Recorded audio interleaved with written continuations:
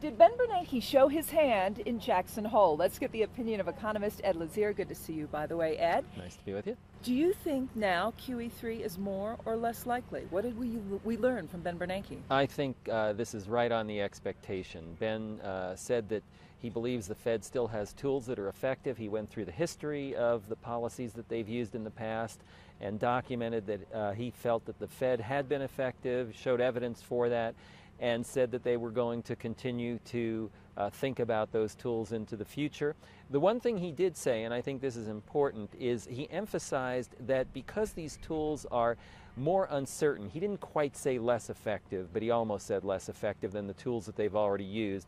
The bar is higher. That means that the economy has to be significantly worse in order to be willing to use those tools and bear the costs associated with them.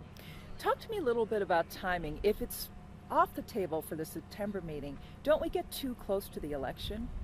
Well, I don't know. I don't know whether they would consider the election as being an important factor. I doubt that they would.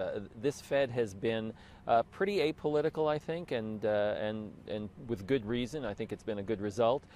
So I don't think that they will feel that's particularly important. And the truth is, the effects of the policies will not be felt till well after the election. So it wouldn't really matter whether they did this in October. The announcement effect might have some impact, but I would think really insignificant. How important is next Friday's jobs report going to be?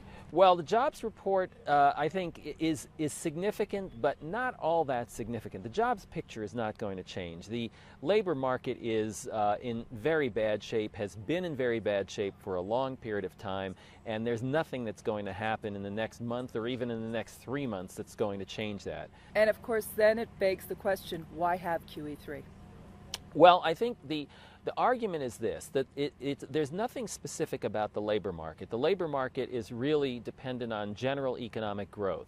So if the Fed believes that they can affect general economic growth by having QE3, then it will have implications for the labor market. But again, that's not something that's going to have an immediate play out. We're talking about something that will play out over the next year or possibly even two. Some tough issues. Ed Lazier, thank you so much for Thank your you. time. Appreciate it.